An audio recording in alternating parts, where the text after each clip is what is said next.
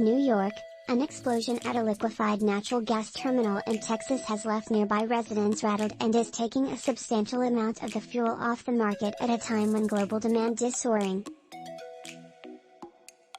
Freeport LNG will be offline for at least 3 weeks, the company said Thursday, following a fire in its export facility. The company said no one was injured, and the cause is under investigation. Melanie Oldham, who lives in Freeport, said she heard 3 loud bangs Wednesday morning and went outside to find out what was going on. It makes me feel like we are daily living with high risk of explosion, release of gas, public health issues for not only us in Freeport, but for all the people WH. We don't know what could have been released into the air or even the water. A fire in the LNG terminal's liquefaction delivery system led to excess emissions of carbon monoxide, nitrous oxides, particulate matter, sulfur dioxide and volatile organic compounds, according to an incident report filed W. Longtime Freeport resident Gwendolyn Jones, 63, said she was about a mile or 2 from the facility when she saw a white cloud hovering over it after the fire. She was concerned that Freeport residents weren't evacuated or warned about the incident by local authorities and thought nearby residents should be given respirators to help reduce the risk of inhaling dangerous fumes.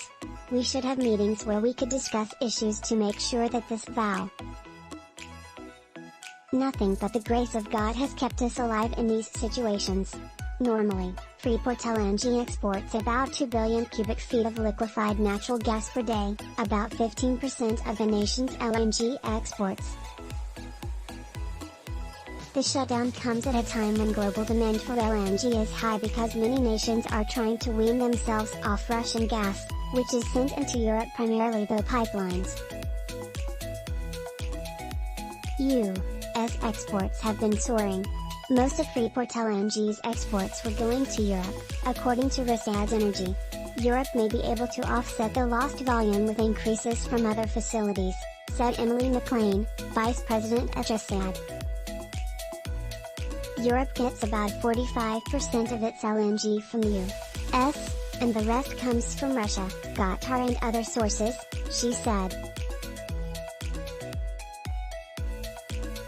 Freeport LNG sells gas to a mix of buyers including major oil and gas companies, Asian utilities and commodities traders, and those buyers will no longer be getting deliveries from Freeport until the facility is fixed, said Ross Wyeno, lead analyst at S&P Global Commodity Insights.